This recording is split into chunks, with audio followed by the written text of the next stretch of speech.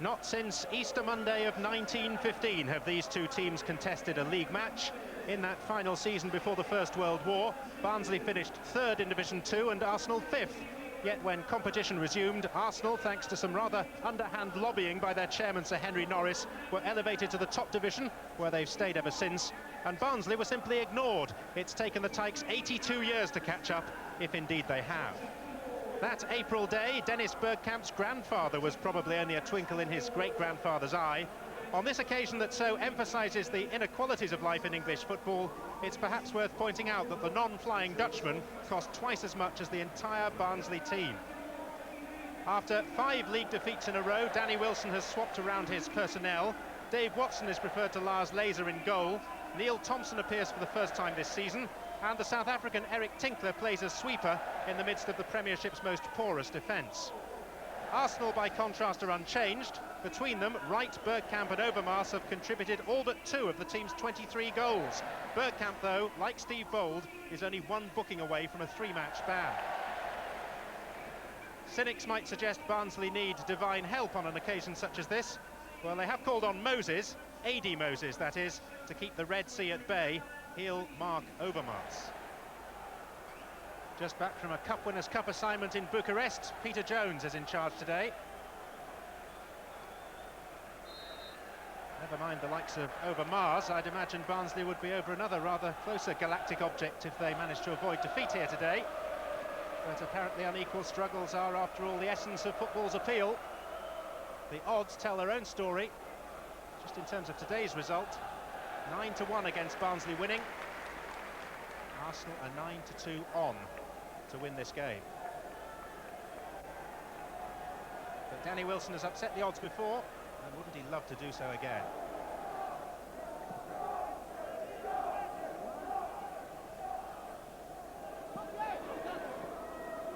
Dixon. Fijan. Little.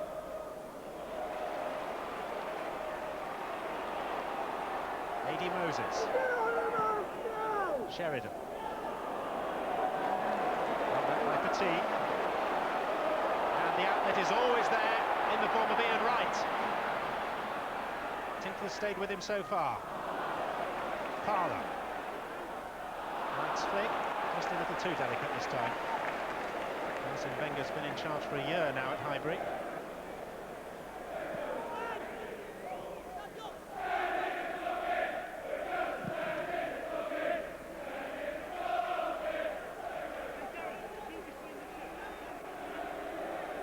Dixon's throw.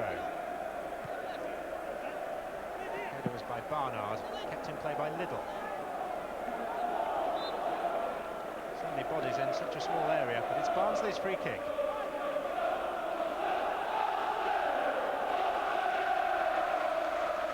After what we've seen so far, it will create quite a stir if Barnsley were to take the lead. In fact, a minor earth tremor might be a more appropriate simile. Thompson's free kick. Dezeu! Good save! Oh, and across the face of goal by Liddell, and so nearly turned in by Ashley Ward. The earth so very nearly did move. Liddell. And Winterburn getting the ball stuck beneath his legs just for a moment. Bergkamp. Was that out of play? It was, you know, it's a corner. Now this was the moment where David Seaman saved his side. There's a good diagonal header by Dezeu.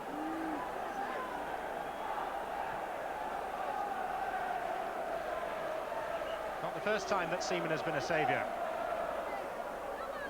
Now will Barnsley be buoyed by that? It's Redfern's kick. And Dezeu will retrieve it. Winterburn seems to have got the better of him. Overmars. Well, Sheridan was determined that Overmars wouldn't pass.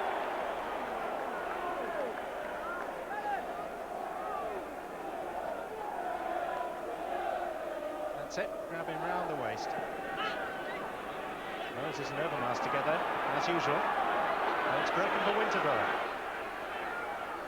Wright's in the penalty. Beyond this man at the moment.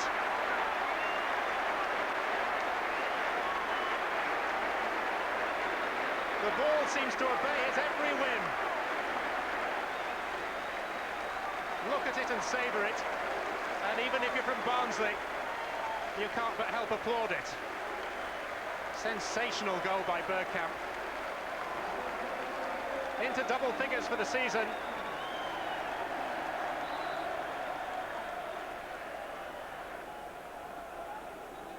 Thompson. Caught a little after the ball had gone by Lee Dixon.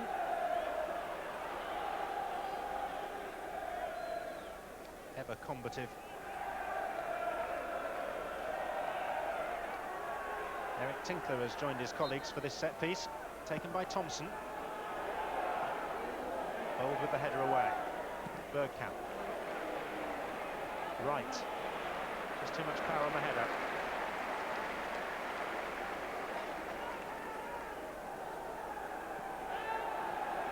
Middle's offside.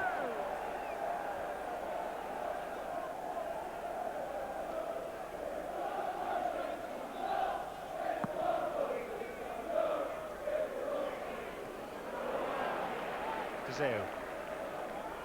Redford. Moses. Ward. Redfern, that was some tackle by Vieira. And a good through ball to Bergkamp. Only the keeper to beat. Easy as you like.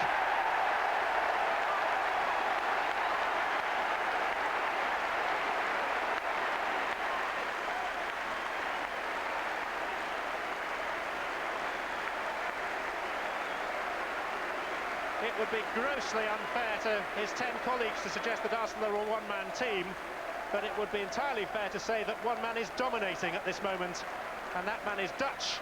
He's brilliant, and his name, as if you didn't know it already, is Dennis Bergkamp. 2-0, both to him.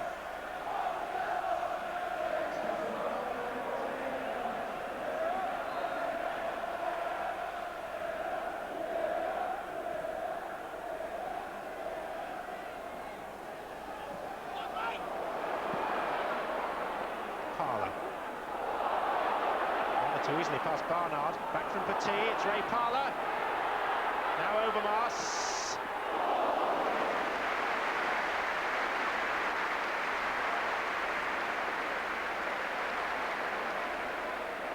Just behind Wright, just in front of Overmars, and just right for Watson.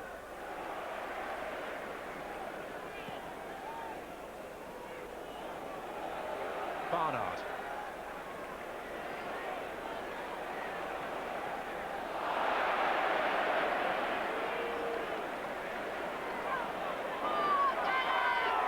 Bergkamp. Forward for Ian Wright. Just a yard too much on it. No more than that. And applause from his partner.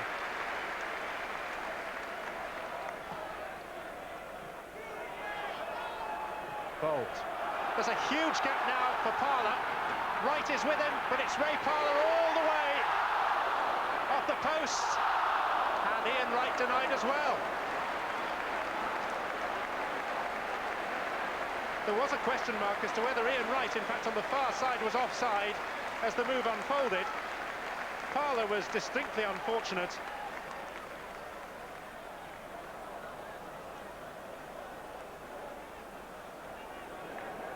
Danny Wilson's motto for the season is no guts, no glory. But without the big guns to fire back at the likes of Bergkamp, it's very, very difficult. Barnard. Moses. Arsenal can break from here. This is Wright. Bergkamp's herring ahead. And here is Dennis Bergkamp. And here's Ray Parlour. And that's 3-0. Bergkamp doesn't just score them, he sets them up as well.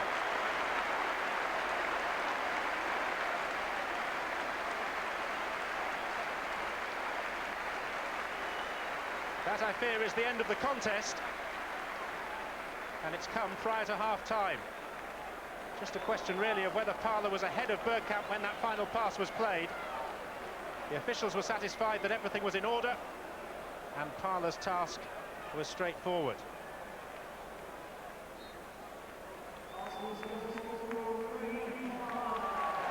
lethal blow, one suspects, struck by Ray Parlour. And the half-time whistle will come as a very welcome relief to Barnsley, for whom this has been an unequal struggle in truth. The brilliance of Bergkamp all too much for the newly arrived Premiership side. It might have been so different had Ariane Deseu's header not been kept out by a plunging Seaman early on in the game, but Bergkamp has just been on a different plane, and at this stage it's not a question of who will win, but by how many Arsenal will win. No changes at half-time to either side. There is a suggestion in the wind that Arsene Wenger may choose to remove Bergkamp and or Wright at some stage in this game to save them for tougher tasks that lie ahead. They may have to physically drag them off with the scent of goals in their nostrils. Arsenal now playing from left to right, and this is Winterberg. Wright. Petit. It's difficult to know what Danny Wilson can have said to his troops at half-time. I think their fate is already known. It's the degree of the beating that they may take, sad to say. But Barnsley are nothing if not full of spirit, and they do play the game in the right way as well. They are attractive to watch. It's just at the back they give the opposition too much of a chance at this level. Vieira for to Petit. Right, lurking ominously from Barnsley's viewpoint, at least in the middle. Vieira. Little was in the way.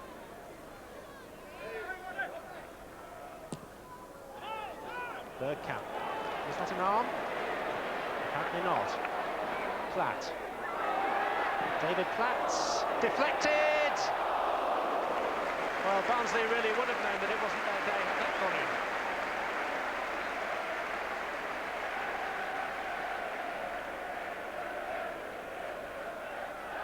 in. Came off Eric Tinkler.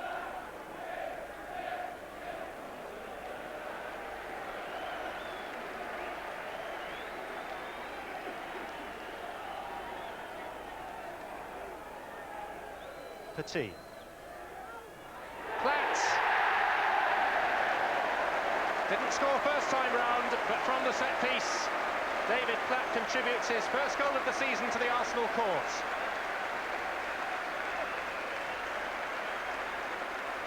Typical of the player, the late arrival, the firm header, and the goal.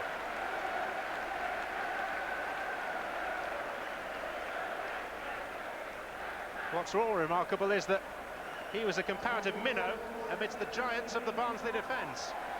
It's now a question of what will actually make Arsene Wenger smile. Redford. Ward.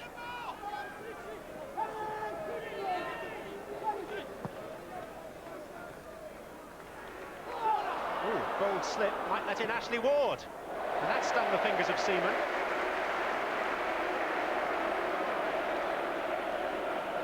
Only the second time in the entire game that Seaman has been forced to make a save of note.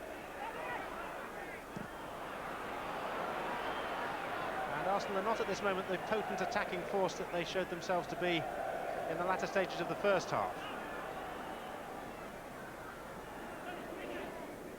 I suppose the lack of urgency, 4-0 up, is somewhat understandable. Barnard. Christoph. Tackled by Dixon. Barnsley's corner.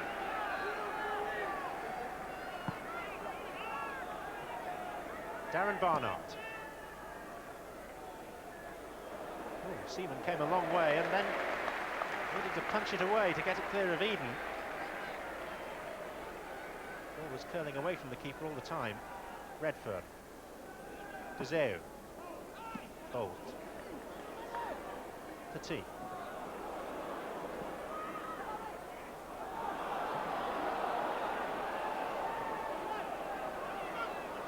Tinkler. Here we go together! Trijan. Christoph. Slovenian to a Macedonian. Redfern. Mickey Eden. Bullock.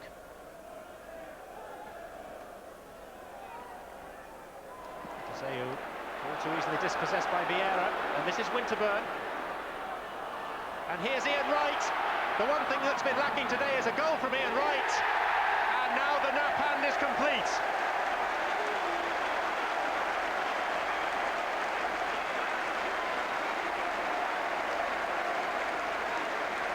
Every Ian Wright goal seems to set some sort of record, and it's perhaps worth recording that this is the 300th goal of his club career.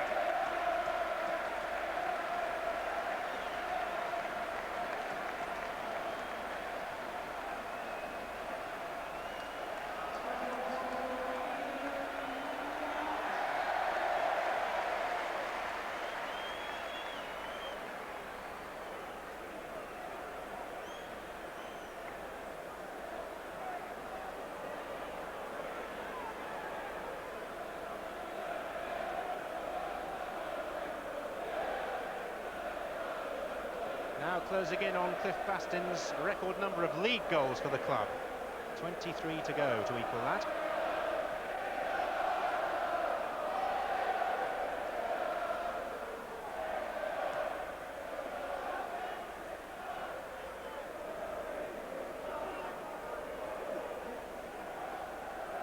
It was Vieira and Winterburn that helped to set it up.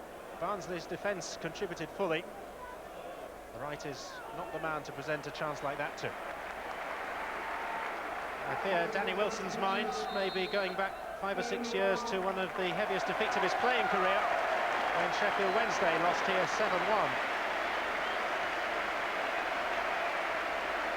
11 minutes to go. Exit Ian Wright to a thunderous ovation.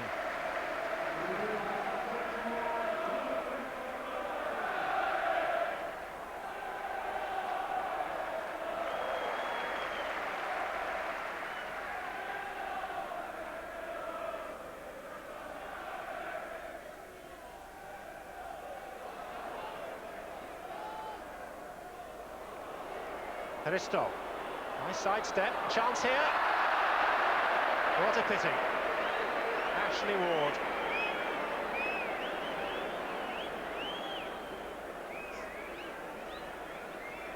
After such a mauling, the comfort of a Barnsley goal would for them be considerable.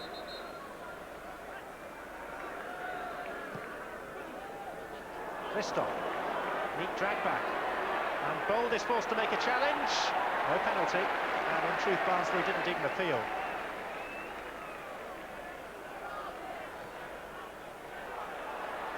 Platt. And Bergkamp is onside. Chance for the hat-trick. And now Boamorte. No, first touch took it away from the danger area. A little over-elaborate by some of the Arsenal substitutes. Christoph. To Barnard. Credit to Barnsley for at least still trying to get something out of the game, even if it's only the merest of consolations. Redfern. Bullock. Still Martin Bullock.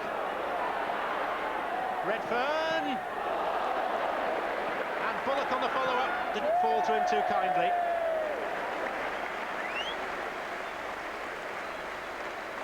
Barnsley have come close on more than one occasion to scoring themselves.